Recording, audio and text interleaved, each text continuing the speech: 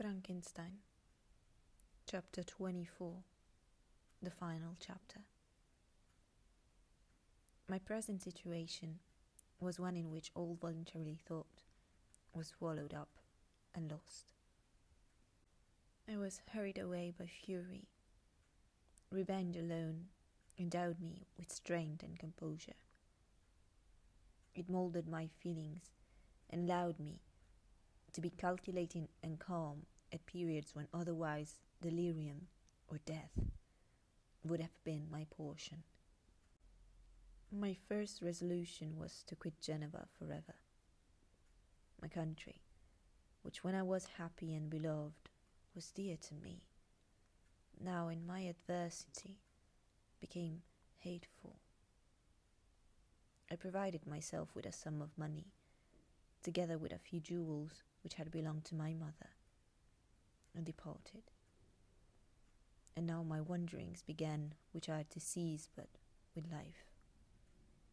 I have traversed a vast portion of the earth, and have endured all the hardships which travellers in deserts and barbarous countries are wont to meet. How I have lived, I hardly know. Many times I have stretched my failing limbs upon the sandy plain and prayed for death. But revenge kept me alive. I dare not die and leave my adversary in being. When I quitted Geneva, my first labour was to gain some clue by which I might trace the steps of my fiendish enemy. But my plan was unsettled, and I wandered many hours round the confines of the town, uncertain what path I should pursue. As night approached, I found myself at the entrance of the cemetery, where William, Elizabeth, and my father reposed. I entered it and approached the tomb which marked their graves. Everything was silent except the leaves of the trees, which were gently agitated by the wind. The night was nearly dark, and the scene would have been solemn and affecting even to an uninterested observer. The spirits of the departed seemed to flit around and to cast a shadow, which was felt but not seen, around the head of the mourner. The deep grief which this scene had at first excited quickly gave way to rage and despair. They were dead, and I lived. Their murderer also lived, and to destroy him I must drag out my weary existence. I knelt on the grass and kissed the earth, and with quivering lips exclaimed, "By the sacred earth on which I kneel, by the shades that wander near me, by the deep and eternal grief that I feel, I swear, and by thee, O night, and the spirits that preside over thee, to pursue the demon who caused this misery, until he or I shall perish in mortal conflict. For this purpose I will preserve my life. To execute this dear revenge will I again behold the sun, and tread the green herbage of earth, which otherwise should vanish from my eyes forever. And I call on you, spirits of the dead, and on you, wandering ministers of vengeance, to aid and conduct me in my work. Let the cursed and hellish monster drink deep of agony. Let him feel the despair that now torments me." I had begun my adjuration with solemnity, and an oath which almost assured me that the shades of my murderer friends heard and approved my devotion. But the furies possessed me as I concluded, and rage choked my utterance. I was answered through the stillness of night by a loud and fiendish laugh. It rang on my ears long and heavily. The mountains re-echoed it, and I felt as if all hell surrounded me with mockery and laughter.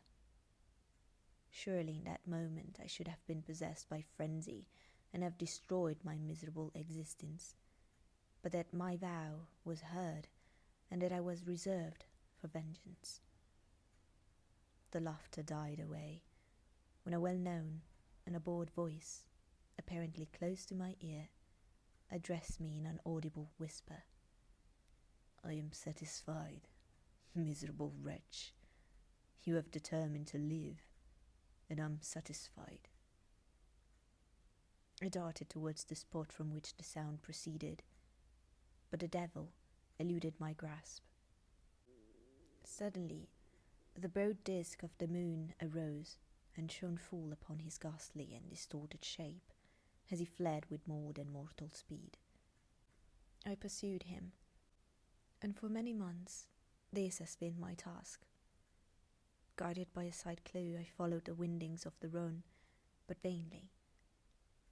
The blue Mediterranean appeared, and by a strange chance I saw the fiend enter by night and hide himself in a vessel bound for the Black Sea.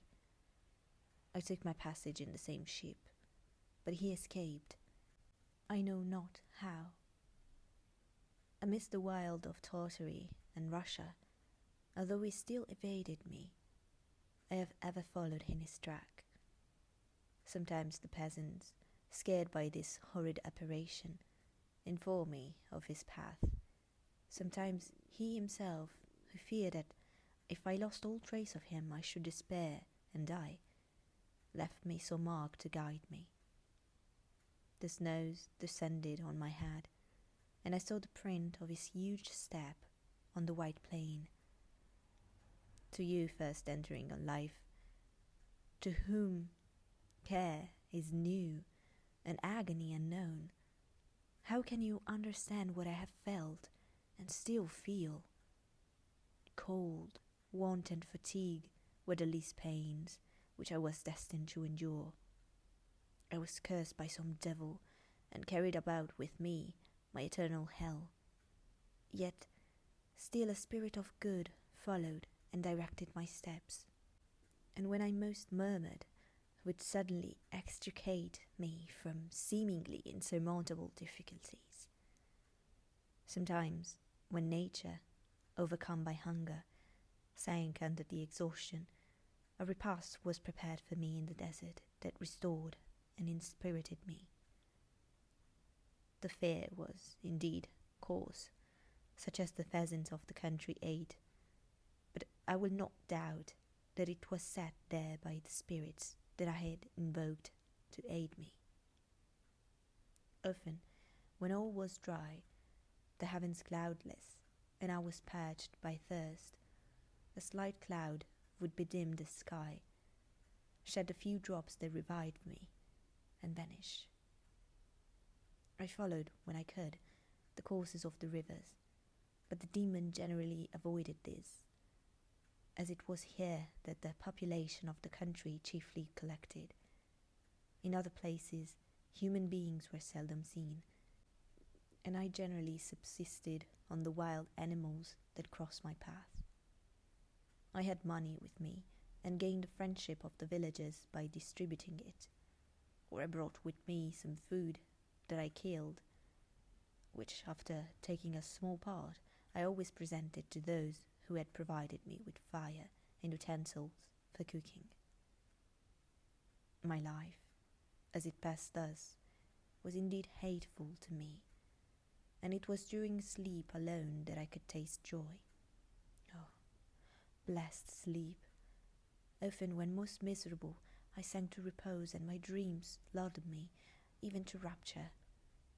The spirits that guarded me had provided these moments, or rather hours, of happiness, that I might retain strength to fulfill my pilgrimage.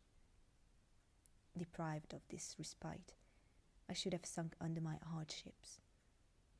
During the day I was sustained and inspirited by the hope of night, for in sleep I saw my friends, my wife, and my beloved country. Again I saw the benevolent countenance of my father, heard the silver tones of my Elizabeth's voice, and beheld Clerval enjoying health and youth. Often, when wearied by a toilsome march, I persuaded myself that I was dreaming until night should come, and that I should then enjoy reality in the arms of my dearest friends. What agonizing fondness did I feel for them! How did I cling to their dear forms, as sometimes they haunted even in my waking hours, and persuaded myself that they still lived. At such moments, vengeance that burned within me died in my heart, and I pursued my path towards the destruction of the demon more as a task enjoyed by heaven, as the mechanical impulse of some power of which I was unconscious, than as the ardent desire of my soul. What his feelings were whom I pursued I cannot know. Sometimes, indeed, he left marks in writing on the barks of the trees, or cut in stones that guided me and instigated my fury. My reign is not yet over. These words were legible in one of these inscriptions. You live, and my power is complete. Follow me. I seek the everlasting ices of the north, where you will feel the misery of cold and frost, to which I am impassive. You will find near this place, if you follow not too tardily, a dead hare. Eat and be refreshed. Come on, my enemy. We have yet to wrestle for our lives. Many hard and miserable hours must you endure until that period should arrive. Scoffing devil, again do I vow vengeance. Again do I devote thee, miserable fiend, to torture and death. Never will I give up my search until he or I perish.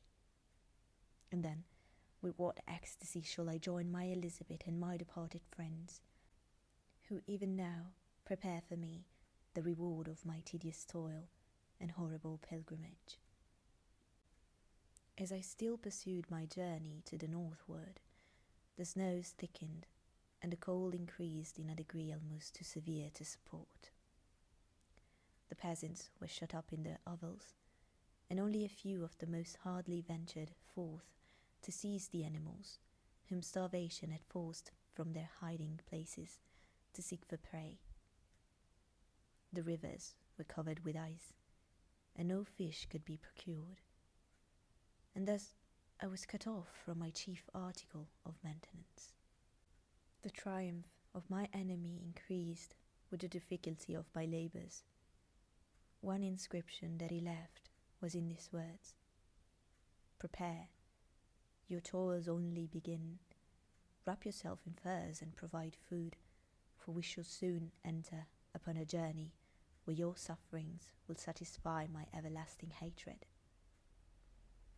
My courage and perseverance were invigorated by these scoffing words. I resolved not to fail in my purpose, and calling on heaven to support me, I continued with unabated fervour to traverse immense deserts until the ocean appeared at a distance and formed the utmost boundary of the horizon. Oh, how unlike it was to the blue seasons of the south! Covered with ice, it was only to be distinguished from land by its superior wildness and ruggedness. The Greeks wept for joy when they beheld the Mediterranean from the hills of Asia, and hailed with rapture the boundary of their toils. I did not weep, but I knelt down, and with a full heart thanked my guardian spirits for conducting me in safety to the place where I hoped, notwithstanding my adversary's gibe, to meet and grapple with him. Some weeks before this period, I had procured a sledge and dogs, and thus traversed the snows with unconceivable speed. I know not whether the fiend possessed the same advantages, but I found that, as before, I had daily lost ground in the pursuit, and now gained on him, so much so that when I first saw the ocean, he was but 1 day's journey in advance, and I hoped to intercept him before he should reach the beach. With new courage, therefore, I pressed on, and in 2 days arrived at a wretched hamlet on the seashore. I inquired of the inhabitants concerning the fiend and gained accurate information. A gigantic monster, they said, had arrived the night before, armed with a gun and many pistols, putting to flight the inhabitants of a solitary cottage through fear of his terrific appearance. He had carried off their store of winter food, and placing it in a sledge, to draw which he had seized on a numerous drove of trained dogs, he had harnessed them, and at the same night, to the joy of the horror-struck villagers, had pursued his journey across the sea in a direction that led to no land, and they conjectured that he must speedily be destroyed by the breaking of the ice, or frozen by the eternal frosts. On hearing this information, I suffered a temporary access of despair. He had escaped me, and I must commence a destructive and almost endless journey across the mountainous ices of the ocean, amidst cold that few of the inhabitants could long endure, and which I, the native of a genial and sunny climate, could not hope to survive. Yet, at the idea that the fiend should live and be triumphant, my rage and vengeance returned, and like a mighty tide, overwhelmed every other feeling. After a slight repose, during which the spirits of the dead hovered round and instigated me to toil and revenge, I prepared for my journey. I exchanged my land sledge for one fashioned for the inequalities of the frozen ocean, and purchasing a plentiful stock of provisions, I departed from land. I cannot guess how many days have passed since then, but I have endured misery which nothing but the eternal sentiment of a just retribution burning within my heart could have enabled me to support. Immense and rugged mountains of ice often barred up my passage, and I often heard the thunder of the ground sea, which threatened my destruction. But again, the frost came and made the paths of the sea secure. By the quantity of provision which I had consumed, I should guess that I had passed 3 weeks in this journey, and the continual protraction of hope, returning back upon the earth, often wrung bitter drops of despondency and grief from my eyes. Despair had indeed almost secured her prey, and I shall soon have sunk beneath this misery. Once, after the poor animals that conveyed me had with incredible toil gained the summit of a sloping ice mountain, and one, sinking under his fatigue, died, I viewed the expanse before me with anguish, when suddenly my eye caught a dark speck upon the dusky plain. I strained my sight to discover what it could be, and uttered a wild cry of ecstasy when I distinguished a sledge and the distorted proportions of a well-known form within. Oh, with what a burning gush did hope revisit my heart! Warm tears filled my eyes, which I hastily wiped away, that they might not intercept the view I had of the demon. But still my sight was dimmed by the burning drops, until, giving way to the emotion that oppressed me, I wept aloud. But this was not the time for delay. I disencumbered the dogs of their dead companion, gave them a plentiful portion of food, and after an hour's rest, which was absolutely necessary, and yet which was bitterly irksome to me, I continued my route. The sledge was still visible, nor did I again lose sight of it, except at the moments when for a short time some ice rock concealed it with its intervening crags. I indeed perceptibly gained on it, and when after nearly 2 days' journey I beheld my enemy at no more than a mile distant, my heart bounded within me. But now, when I appeared almost within grasp of my foe, my hopes were suddenly extinguished, and I lost all trace of him more utterly than I had ever done before. A ground sea was heard, the thunder of its progress, as the waters rolled and swelled beneath me, became every moment more ominous and terrific. I pressed on, but in vain. The wind arose, the sea roared, and, as with the mighty shock of an earthquake, it split and cracked with a tremendous and overwhelming sound. The work was soon finished.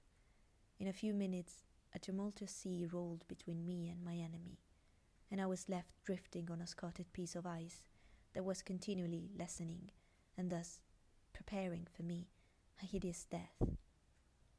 In this manner, many appealing hours passed.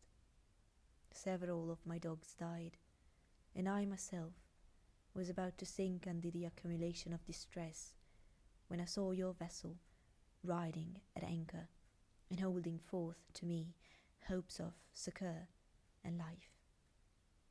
I had no conception that vessels ever came so far north, and was astounded at the sight. I quickly destroyed part of my sledge to construct oars, and by these means was enabled, with infinite fatigue, to move my ice raft in the direction of your sheep. I had determined, if you were going southwards, still to trust myself to the mercy of the seas, rather than abandon my purpose. I hoped to induce you to grant me a boat with which I could pursue my enemy, but your direction was northwards.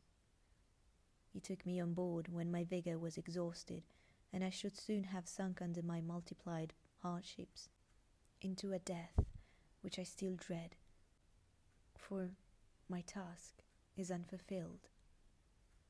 Oh, when will my guiding spirit, in conducting me to the demon, allow me the rest I so much desire? Or must I die, and he yet live? If I do, swear to me, Walton, that he should not escape, that you will seek him and satisfy my vengeance in his death. And do I dare to ask of you to undertake my pilgrimage, to endure the hardships that I have undergone? No, I'm not so selfish. Yet, when I'm dead, if he should appear, if the ministers of vengeance should conduct him to you, swear that he shall not live, swear that he shall not triumph over my accumulated woes and survive to add to the list of his dark crimes. He is eloquent and persuasive, and once his words had even power over my heart, but trust him not. His soul is as hellish as his form, full of treachery and fiend-like malice. Hear him not. Call on the names of William, Justine, Clerval, Elizabeth, my father, and of the wretched Victor, and trust your word into his heart. I will hover near and direct the steel aright. Walton, in continuation. August 26th, 1700. You have read this strange and terrific story, Margaret, and do you not feel your blood congeal with horror, like that which even now curdles mine? Sometimes, seized with sudden agony, he could not continue his tale. At others, his voice broken yet piercing, uttered with difficulty the words so replete with anguish. His fine and lovely eyes were now lighted up with indignation, now subdued to downcast sorrow, and quenched in infinite wretchedness. Sometimes he commanded his countenance and tones, and related the most horrible incidents with a tranquil voice, suppressing every mark of agitation. Then, like a volcano bursting forth, his face would suddenly change to an expression of the wildest rage, as he shrieked out imprecations on his persecutor. His tale is connected and told with an appearance of the simplest truth. Yet I own to you that the letters of Felix and Sapphi, which he showed me, and the apparition of the monster seen from our ship, brought to me a greater conviction of the truth of his narrative than his asseverations, however earnest and connected. Such a monster has then really existence. I cannot doubt it, yet I am lost in surprise and admiration. Sometimes I endeavour to gain from Frankenstein the particulars of his creature's formation, but on this point he was impenetrable. "Are you mad, my friend?" said he. "Whither does your senseless curiosity lead you? Would you also create for yourself and the world a demoniacal enemy? Peace, peace, learn my miseries, and do not seek to increase your own." Frankenstein discovered that I made notes concerning his history. He asked to see them, and then himself corrected and augmented them in many places, but principally in giving the life and spirit to the conversations he held with his enemy. "Since you have preserved my narration," said he, "I would not that a mutilated one should go down to posterity." Thus, as a week passed away, while I have listened to the strangest tale that ever imagination formed, my thoughts and every feeling of my soul have been drunk up by the interest for my guest which this tale and his own elevated and gentle manners have created. I wish to soothe him, yet can I counsel one so infinitely miserable, so destitute of every hope of consolation, to live? Oh no, the only joy that he can know now will be when he composes his shattered spirit to peace and death. Yet he enjoys one comfort, the offspring of solitude and delirium. He believes that when in dreams he holds converse with his friends and derives from that communion consolation for his miseries or excitements to his vengeance, that they are not the creation of his fancy, but the beings themselves who visit him from the regions of a remote world. This faith gives a solemnity to his reveries that render them to me almost as imposing and interesting as truth. Our conversations are not always confined to his own history and misfortunes. On every point of general literature he displays unbounded knowledge and a quick and piercing apprehension. His eloquence is forcible and touching, nor can I hear him when he relates a pathetic incident or endeavours to move the passions of pity or love without tears.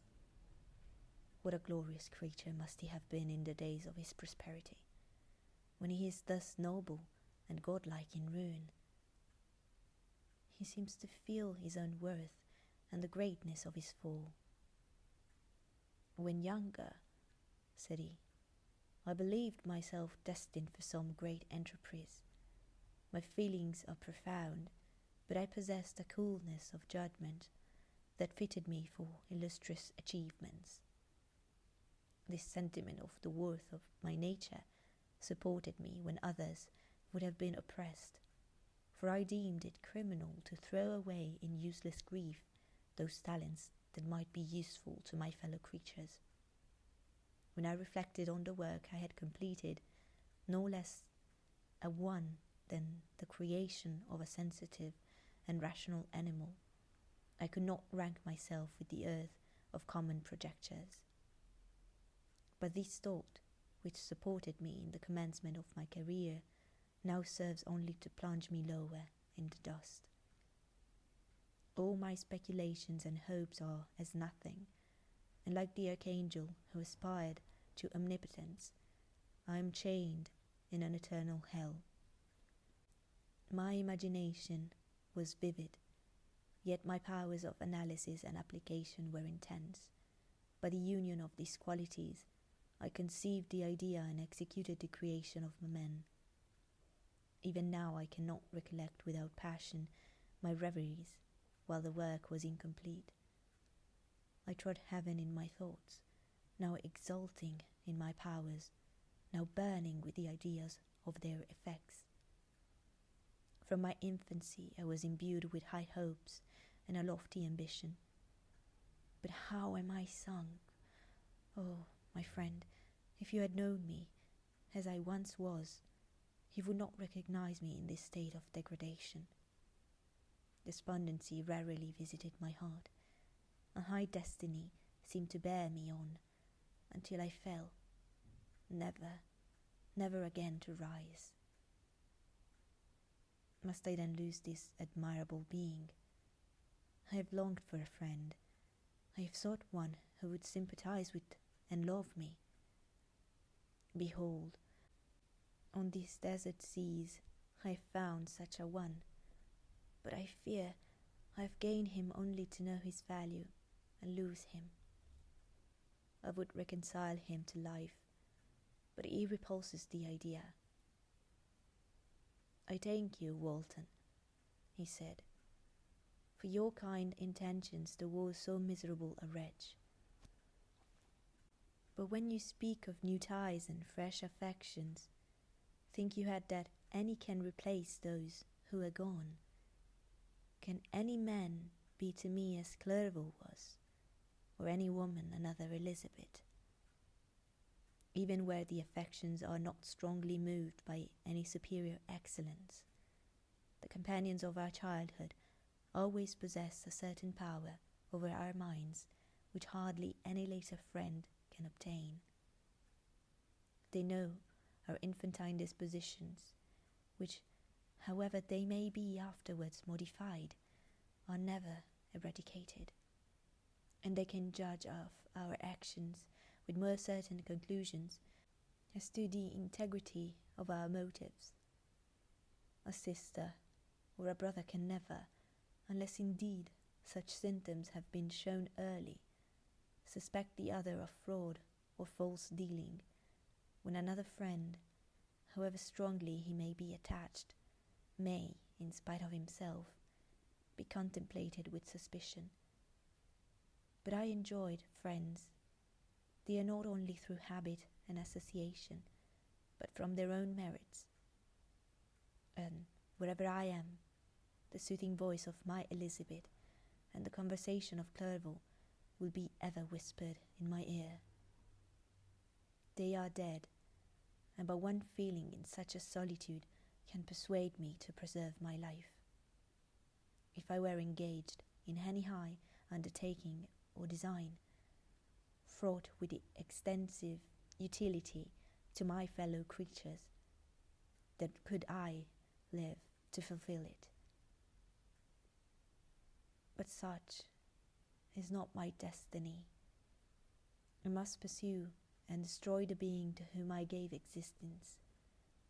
Then my lot on earth will be fulfilled, and I may die. September 2nd. My beloved sister, I write to you, encompassed by peril, and ignorant whether I am ever doomed to see again dear England, and the dearer friends that inhabit it. I am surrounded by mountains of ice, which admit of no escape, and threaten every moment to crush my vessel. The brave fellows whom I have persuaded to be my companions look towards me for aid, but I have none to bestow. There is something terribly appalling in our situation, yet my courage and hopes do not desert me. Yet it is terrible to reflect that the lives of all these men are in danger through me. If we are lost, my mad schemes are the cause. And what, Margaret, will be the state of your mind? You will not hear of my destruction, and you will anxiously await my return. Years will pass, and you will have visitings of despair, and yet be tortured by hope. Oh, my beloved sister, the sickening failing of your heartfelt expectations is, in prospect, more terrible to me than my own death. But you have a husband and lovely children. You may be happy. Heaven bless you and make you so. My unfortunate guest regards me with the tenderest compassion. He endeavours to fill me with hope and talks as if life were a possession which he valued.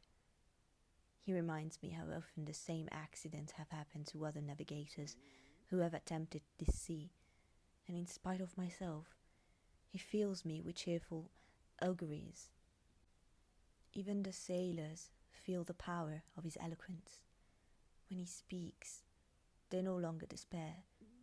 He rouses their energies, and while they hear his voice, they believe these vast mountains of ice are molehills which will vanish before the resolutions of men. These feelings are transitory. Each day of expectation delayed fills them with fear, and I almost dread a mutiny caused by this despair. September the 5th. A scene has just passed of such uncommon interest that although it is highly probable that these papers may never reach you, yet I cannot forbear recording it. We are still surrounded by mountains of ice, still in imminent danger of being crushed into a conflict. The cold is excessive, and many of my unfortunate comrades have already found a grave amidst the scene of desolation. Frankenstein has daily declined in health. A feverish fire still glimmers in his eyes, but he is exhausted, and when suddenly aroused to any exertion, he speedily sinks again into apparent lifelessness. I mentioned in my last letter the fears I entertained of a mutiny. This morning, as I sat watching the wan countenance of my friend, his eyes half closed and his limbs hanging listlessly, I was aroused by half a dozen of the sailors, who demanded admission into the cabin. They entered, and their leader addressed me. He told me that he and his companions had been chosen by the other sailors to come in deputation to me, to make me a requisition which, in justice, I could not refuse. We were immured in ice, and should probably never escape, but they feared that if, as was possible, the ice should dissipate and a free passage be opened, I should be rash enough to continue my voyage and lead them into fresh dangers after they might happily have surmounted this. They insisted, therefore, that I should engage with a solemn promise that if the vessel should be freed, I would instantly direct my course southwards. This speech troubled me. I had not despaired, not had I yet conceived the idea of returning if set free. Yet could I, in justice, or even in possibility, refuse this demand? I hesitated before I answered, when Frankenstein, who had at first been silent, and indeed appeared hardly to have force enough to attend, now roused himself. His eyes sparkled, and his cheeks flushed with momentary vigor. Turning towards the men, he said, "What do you mean? What do you demand of your captain? Are you, then, so easily turned from your design? Did you not call this a glorious expedition? And wherefore was it glorious? Not because the way was smooth and placid as a southern sea, but because it was full of dangers and terror. because at every new incident your fortitude was to be called forth and your courage exhibited, because danger and death surrounded it. In these you were too brave and overcome. For this was it a glorious, for this was it an honourable undertaking. You were hereafter to be hailed as the benefactors of your species, your names adored as belonging to brave men who encountered death for honour and the benefit of mankind. And now, behold, with the first imagination of danger, or if you will, the first mighty and terrific trial of your courage, you shrink away and are content to be handed down as men who had not strength enough to endure cold and peril. And so, poor souls, they were chilly and returned to their warm firesides. Why, that requires not this preparation. You need not have come thus far and drag your captain to the shame of a defeat merely to prove yourself cowards. Oh, be men, or be more than men. Be steady to your purposes and firm as a rock. This ice is not made of such stuff as your hearts may be. It is mutable, and cannot withstand you if you say that it shall not. Do not return to your families with the stigma of disgrace marked on your brows. Return as heroes who have fought and conquered, and who know not what it is to turn their backs on the foe. He spoke this with a voice so modulated to the different feelings expressed in his speech, with an eye so full of lofty design and heroism, that can you wonder that these men were moved? They looked at one another and were unable to reply. I spoke. I told them to retire and consider of what had been said, that I would not lead them farther north if they strenuously desired the contrary, but that I hoped that, with reflection, their courage would return. They retired, and I turned towards my friend, but he was sunk in languor and almost deprived of life. How all this will terminate, I know not, but I had rather die than return shamefully, my purpose unfulfilled. Yet I fear such will be my fate. The men, unsupported by ideas of glory and honour, can never willingly continue to endure their present hardships. September the 7th. The die is cast. I have consented to return if we are not destroyed. Thus are my hopes blasted by cowardice and indecision. I come back ignorant and disappointed. It requires more philosophy than I possess to bear this injustice with patience. September 12. It is past. I am returning to England. I have lost my hopes of utility and glory. I have lost my friend. But I will endeavour to detail these bitter circumstances to you, my dear sister, and while I am wafted towards England and towards you, I will not despond. September 9th. The ice began to move, and roarings like thunder were heard at a distance as the islands split and cracked in every direction.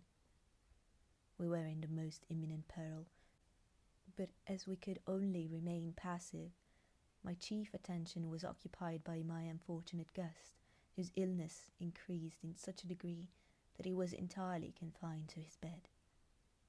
The ice cracked behind us and was driven with force towards the north.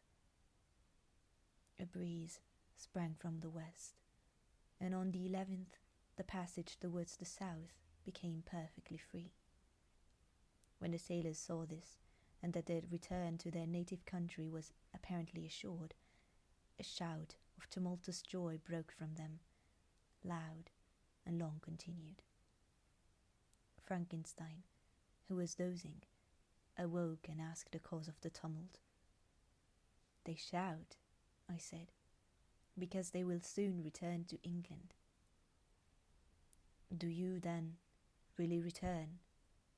Alas, yes, I cannot withstand their demands. I cannot lead them unwillingly to danger, and I must return. Do so if you will, but I will not. You may give up your purpose, but mine is assigned to me by heaven, and I dare not. I am weak, but surely the spirits who assist my vengeance will endow me with sufficient strength. Saying this, he endeavoured to spring from the bed, but the exertion was too great for him. He fell back and fainted. It was long before he was restored, and I often thought that life was entirely extinct. At length he opened his eyes. He breathed with difficulty, and was unable to speak. The surgeon gave him a composing draught, and ordered us to leave him undisturbed. In the meantime, he told me that my friend had certainly not many hours to live. His sentence was pronounced, and I could only grieve and be patient. I sat by his bed, watching him. His eyes were closed, and I thought he slept, but presently he called to me in a feeble voice, and bidding me come near, said, "Alas, the strength I relied on is gone. I feel that I shall soon die, and he, my enemy and persecutor, may still be in being.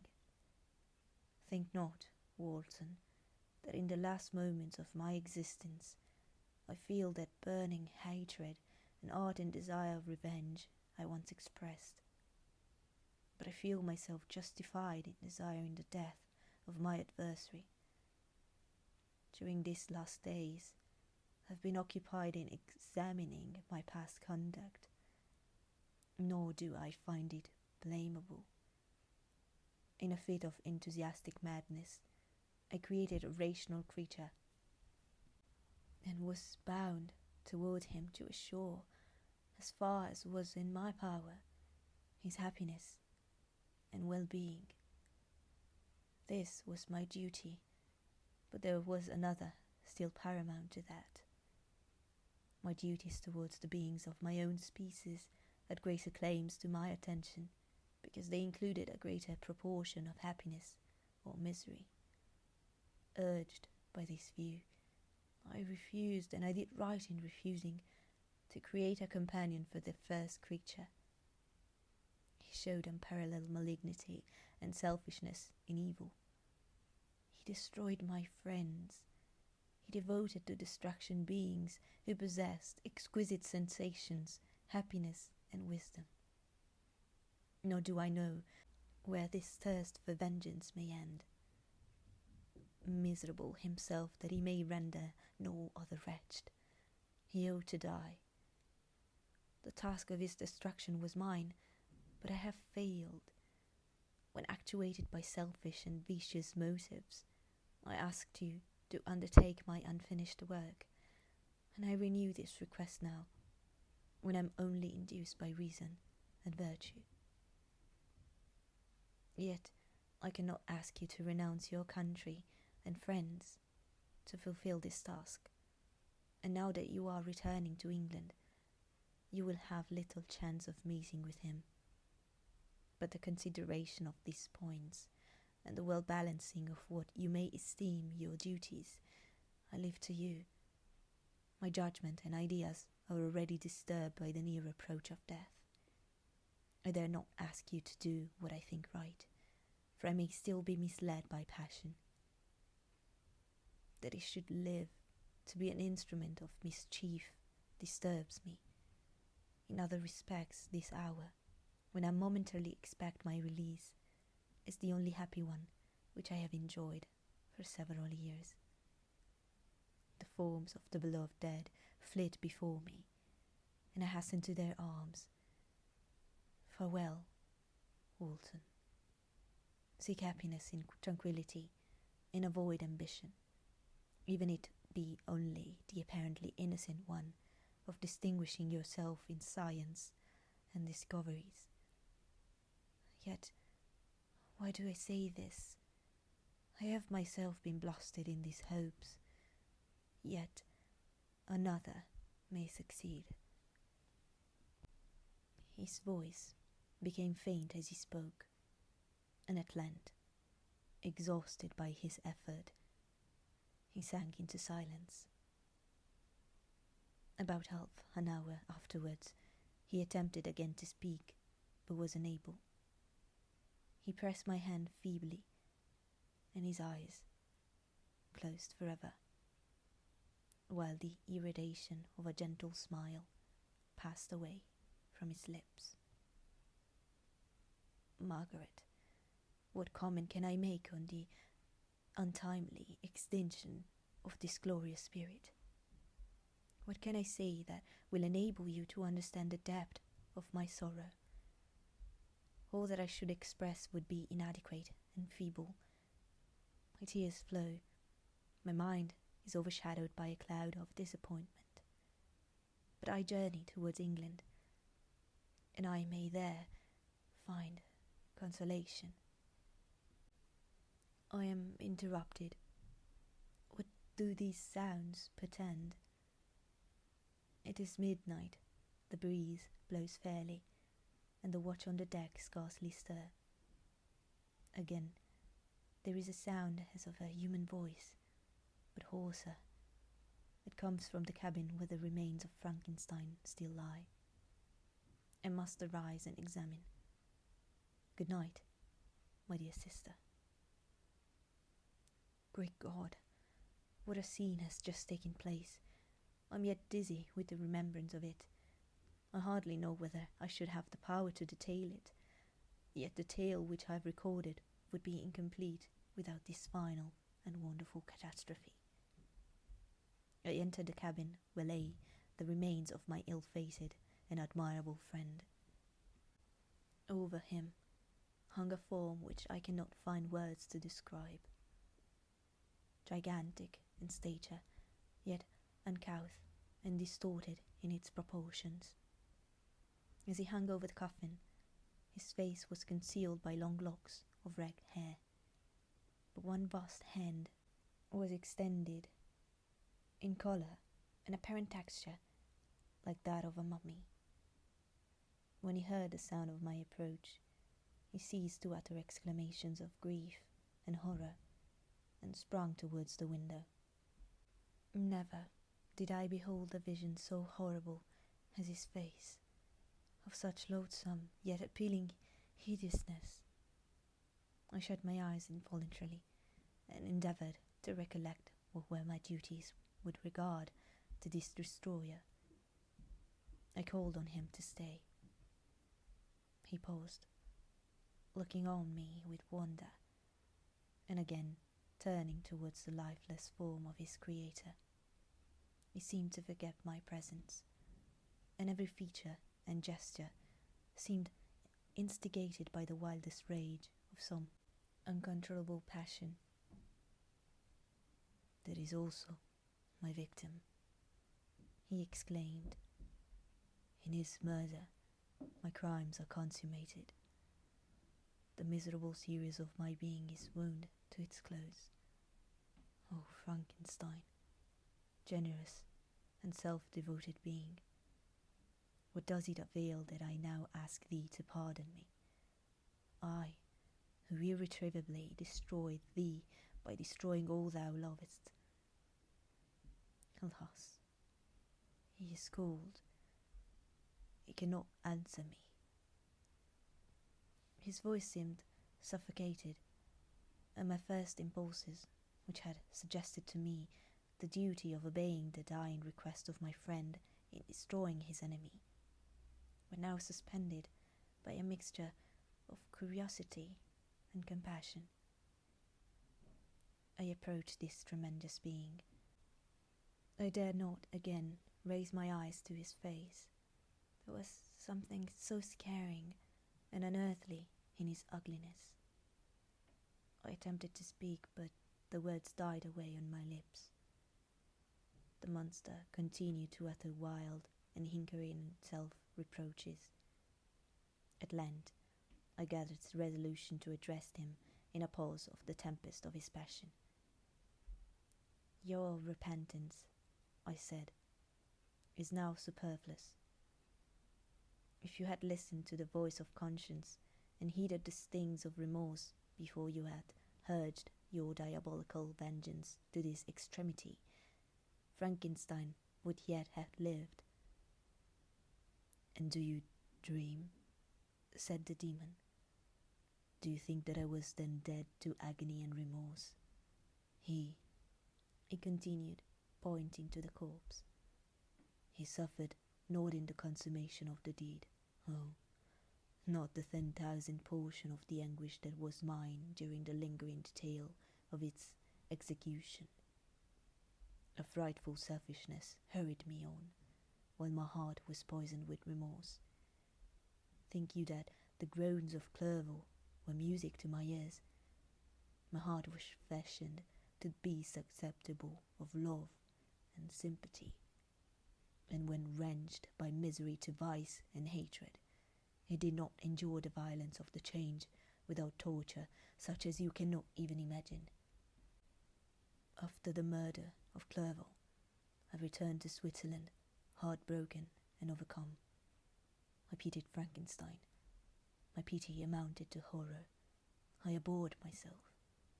But when I discovered that he, the author at once of my existence and of its unspeakable torments, dared to hope for happiness, the while he accumulated wretchedness and despair upon me, he sought his own enjoyment in feelings and passions from the indulgence of which I was forever barred, then impotent envy and bitter indignation filled me with an insatiable thirst for vengeance. I recollected my threat and resolved that it should be accomplished. I knew that I was preparing for myself a deadly torture, but I was the slave, not the master, of an impulse which I detested, yet could not disobey. Yet, when she died, nay, then I was not miserable. I had cast off all feeling, subdued by all anguish, to ride in the excess of my despair.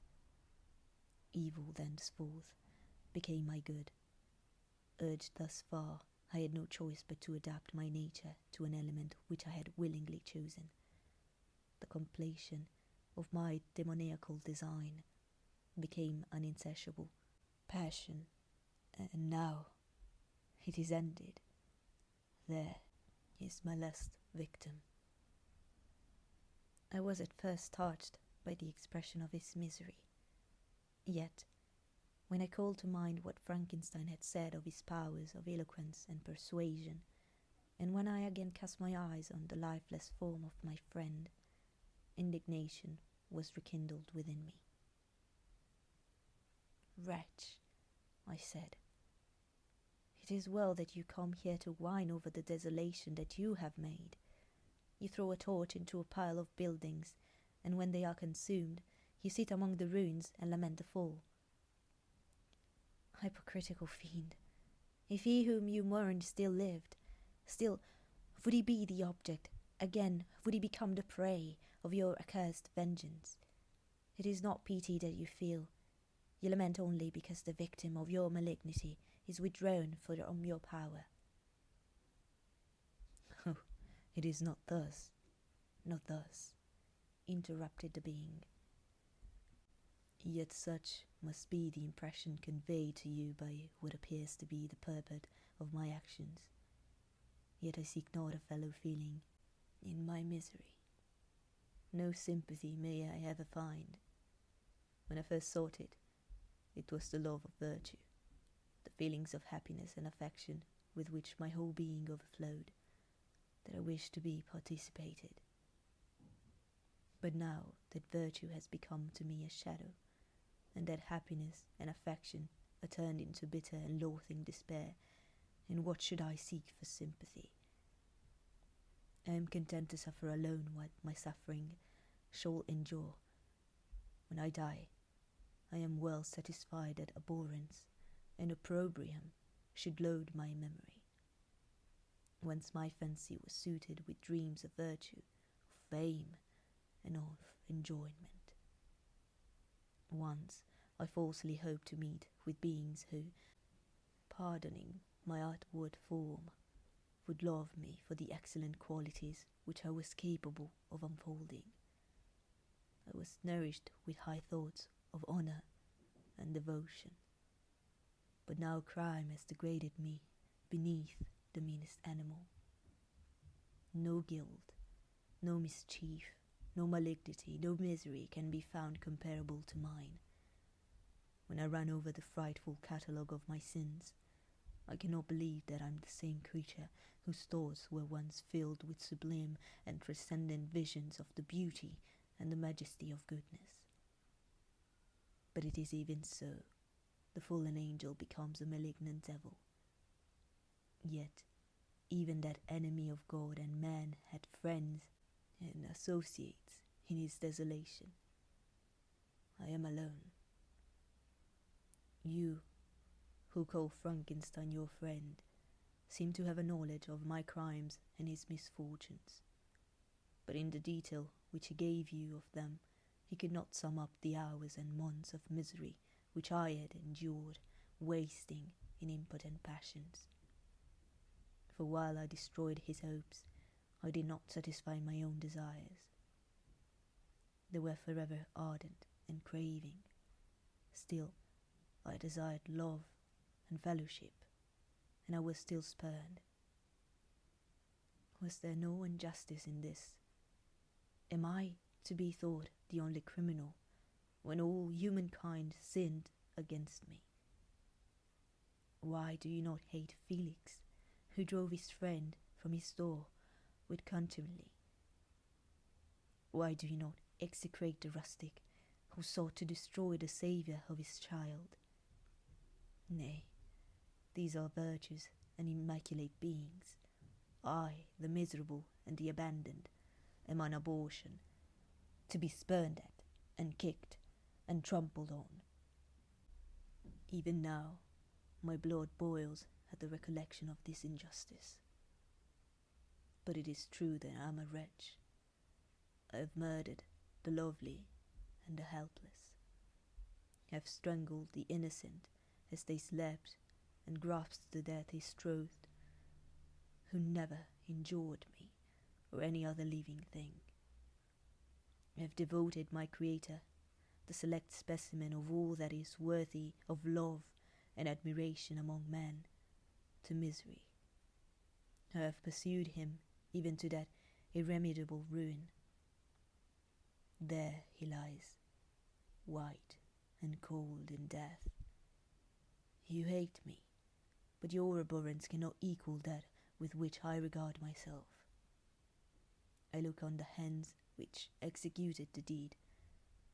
I think on the heart in which the imagination of it was conceived, and long for the moment when these hands will meet my eyes, when that imagination will haunt my thoughts no more. Fear not that I shall be the instrument of future mischief. My work is nearly complete. Neither yours nor any man's death is needed to consummate the series of my being, and accomplish that which must be done, but it requires my own. Do not think that I shall be slow to perform this sacrifice. I shall quit your vessel on the ice raft which brought me thither, and shall seek the most northern extremity of the globe.